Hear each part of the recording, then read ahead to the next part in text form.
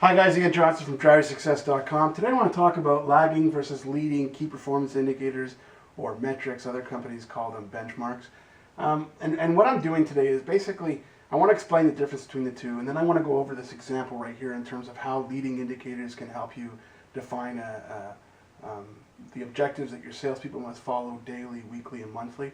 And then I want to basically go over the pros and cons of using leading indicators. But first, let's talk about lagging indicators. Now, most companies immediately, right off the bat, gravitate towards lagging indicators, especially when they're putting together a sales forecast.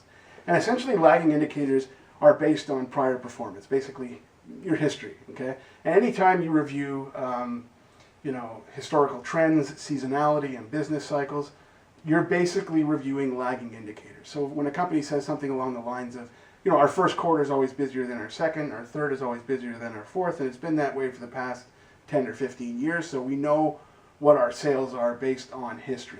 Those are lagging indicators, okay? Most companies ignore leading indicators. They focus entirely on lagging indicators. And it's not that lagging indicators are bad, it's just that lagging indicators don't explain to you what you did in order to achieve those sales volumes. All they can tell you is that that's what you did in the past. Now, what you did to get there is anyone's guess. And in a lot of cases, companies don't even track leading indicators, don't determine them, or don't even know how to use them. So we're going to go over an example today of how you can come up with leading indicators and what you can do in order to define what your salespeople must do every single day, every single week, and every single month in order to duplicate success. Okay, so what we're using in this case are key performance indicators. So let's just take an example here. Okay, let's say that a company has tracked the following variables in the first quarter. Now, before we get to the variables, just define the quarter itself, okay? Right off the bat, there are 20 working days in a month. There are 3 months in a quarter. So there are 60 days where the salespeople can be on the phone talking to customers. Plus, there are 12 weeks in the quarter, okay? Just assuming 4 weeks per month, okay? So 60 days, and there are 12 weeks. And what the company has done is they basically tracked the number of calls, the number of discussions, the number of face-to-face visits, the quotations, the purchase orders, and the amount of repeat business that was generated in the first quarter across all of their salespeople and all the territories. And what they found that on average, their salespeople make anywhere between 800 to 1,000 phone calls. They have anywhere between 500 to 600 customer discussions.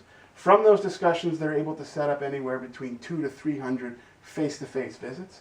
They're able to generate from those visits and those discussions anywhere between 300 to 400 quotations.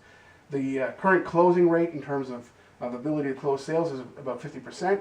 So the threshold, I guess you could put right here, on sales is 50%. And they're also retaining about 50% in terms of new business. Okay, so their customer retention rate is about 50% as well. So how does a company turn this information based on prior experiences into leading indicators? Well, what it's going to do is it's going to basically divide some of these key performance indicators into daily objectives and weekly objectives. So right off the bat, we're going to start with the first two, and we're going to base those on the daily objectives. Okay? So the company finds that its salespeople are making anywhere between 800 to 1,000 calls over 60 days. So they're going to take 800 and 1,000 and divide it by 60, and they're going to come up with a minimum number of daily calls of anywhere between 13 to 16. So that is a daily key performance indicator, okay? So every salesperson must average anywhere between 13 to 16 calls a day, 75 to 80 during the week. If they fall behind at any one given day, they can make it up on the next. We're going to base the next key performance indicator daily as well. So we're going to take 500 and 600 and divide it by the number of days. In this case, we're going to say that they have to average anywhere between 8 to 10 discussions with customers daily. So the first two are done daily, and the next one we're going to do weekly. Okay? So during the week, they have to average anywhere from 16 to 25 visits weekly. Now, this is fairly simple. What we've done here is we've taken 200 to 300 visits divided by the number of weeks. Okay? They have to generate, in terms of quotations, anywhere between 25 to 33 weekly. Okay, again, we've done the same kind of calculation where we've taken 300 and 400 and divided it by 12. The purchase orders, they should average anywhere from 12 to 16 purchase orders weekly. Okay? That's the number of units that they have to close in order to attain the company's objectives. And in terms of repeat business, we're going to base this one monthly, so we're going to divide this by 3 months. So 50 divided by 3 and 100 divided by 3 is going to be 16 to 33 customers monthly in terms of retention. Okay? So look, what we've done in this case is the company has basically used historical numbers in terms of these key performance indicators in order to define daily objectives, weekly objectives, and monthly objectives for their salespeople going forward. So in essence, each one of these relationships are dependent upon each other. Okay? If the salesperson doesn't make 13 to 16 calls, they're not going to have nearly enough discussions. If they don't have enough discussions, they're not going to generate anywhere near they're not going to have as many face-to-face visits, they're not going to generate as many quotations, they're not going to sell as many units, and they're not going to retain as many customers. So when you look at something like this, you're probably looking at it and saying it looks a lot like a funnel. And it is a sales funnel in a way. This is the first step, the second, the third, the fourth, the fifth, and the sixth. But it's not entirely a sales funnel. But what it does is it's basically defining what your salespeople have to do daily, weekly, monthly, in order to attain your company's objectives on a quarterly or annual basis. Okay?